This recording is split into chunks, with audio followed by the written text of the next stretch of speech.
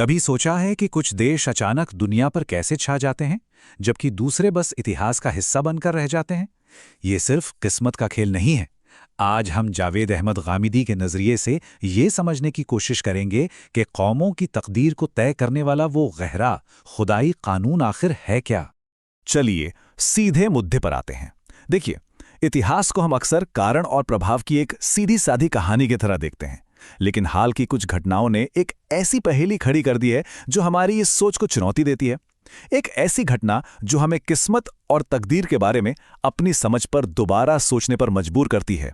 और यही वो सवाल है जो इतिहासकारों और सोचने वालों दोनों के लिए एक बड़ी उलझन है। आखिर पिछली सदी में अरब कौमों ने अचानक इतनी दौलत कैसे हासिल कर ली जिसकी मिसाल इतिहास में नहीं मिलती? क्या ये महज जमीन के नीचे छिपे खजाने की बात थी, या फिर ये किसी गहरे अनदेखे कानून का इशारा था जो अपना काम कर रहा था? बस यही वो पहेली है जिसे आज हम समझने जा रहे हैं। अब इस पहेली को सुलझाने के लिए हमें एक बहुत आम गलतफहमी को दूर करना होगा। कौमों के साथ खुदा का जो मामला है वो किसी वेंडिंग मशीन की तरह नहीं है कि अच्छे काम का सिक्का डाला और फौरन इनाम बाहर आ गया। नहीं, ये मामला कहीं ज्यादा पेचीदा और गहरा है। देखिए, हम अक्सर ये सोचते हैं कि अगर कोई कौम अच्छा काम करती है तो उसे तुरंत इनाम मिलेगा, लेकिन गामिदी साहब के मुताबिक ये नज़रिया बहुत ही सादा है। खुदाई कानून कोई इंसानों जैसा लेन देन नहीं है। ये एक लंबी ऐतिहासिक प्रक्रिया है। ये एक पूरी कौम के लिए इम्तिहान की तरह है, एक ऐसी आजमाइश जो कई नस्लों तक चलती है।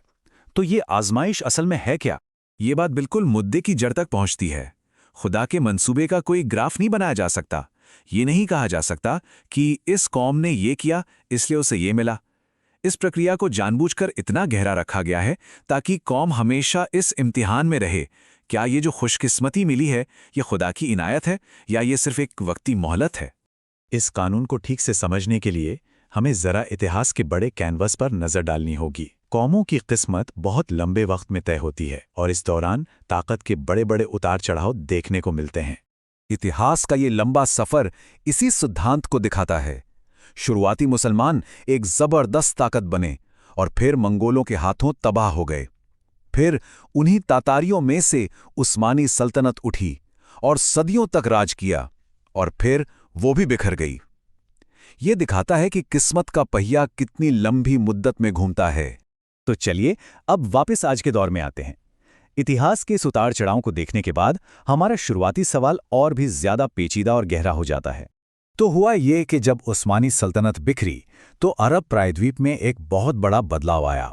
हुकूमत उस इलाके के असल बाशिंदों के पास वापस आ गई, जिन्हें खालिस बनी इस्माइल के नाम से जाना जाता है, यानी वो लोग जो पैगंबर इब्राहिम के बेटे इस्माइल की नस्ल से माने जाते हैं। और यहीं से आज के दौर की कहानी शुरू होती है।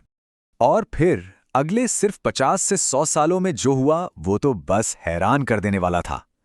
तेल और गैस की शक्ल में जमीन से बेहिसाब दौलत निकल पड़ी। ये बदलाव इतना तेज और इतना बड़ा था कि उसने उन पुरानी भविष्यवाणियों को भी सच कर दिखाया जिनमें कहा गया था कि लोग ऊंची ऊंची इमारतें बनाने में एक दूसरे से मुकाबला करेंगे। तो फिर हम उसी बुनियादी सवाल पर वापस आ जाते हैं। मंगोलों और उस्मानियों का उठना और गिरना तो समझ आता है, लेकिन आज के अरबों को ये जबरदस्त इनाम किस काम का मिला? उन्होंने आखिर ऐसा क्या किया था जिसके नतीजे में ये सब हुआ? ये पहेली अपनी जगह बनी हुई है। इसका एक जवाब है, बिल्कुल है, लेकिन ये कोई ज़ाहिरी सियासी या फौजी जीत नहीं है। इसका जवाब कहीं ज़्यादा गहरा और बुनियादी है, एक ऐसी चीज़ जो ऊपरी सतह पर दिखाई नहीं देती। और यहीं पर गामिदी साहब के विश्लेषण का पूरा निचोड़ है। ये दौलत अचानक नहीं आई थी, ये एक गहरी ज़मीनी सतह पर चली तहरीक का नतीजा थी। हुआ ये कि सबसे पहले दीन की तजदीद यानी धर्म को नए सिरे से समझने की एक तहरीक उठी, जिसने लोगों को ईमान के बुनियादी उसूलों की तरफ वापस बुलाया। और केवल तब जब इस तहरीक के रहनुमा और आलिम हुकूमत में आए, तब जाकर खुदा की नेमतें इस दुनियावी दौलत की शक्ल में जाहिर हुईं। मतलब दौलत सबब नहीं थी, वो तो नतीजा थी।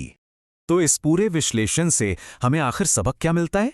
ये हमें अमल और किस्मत के बीच एक बहुत गहरे रिश्ते के बारे में बताता है। सबसे अहम सबक ये है कि किसी कौम की किस्मत यूं ही नहीं बन जाती। ये उस कौम के लोगों के किरदार, उनके सामूहिक अमल और नस्लों तक खुदाई रहनुमाई के साथ उनका रिश्ता कैसा है, इस बात से गहराई से जुड़ी होती है। एक तरह से कहें तो किरदार ही तकदीर बन जाता है। और ये हमें एक आखिरी और बहुत बड़े सवाल पर छोड़ देता है। अगर कौमों का उठना और गिरना उनके सामूहिक अमल पर निर्भर करता है, तो आज दुनिया की कौमों को इस खुदाई कानून से क्या सबक लेना चाहिए? इस पर ज़रूर सोचिएगा।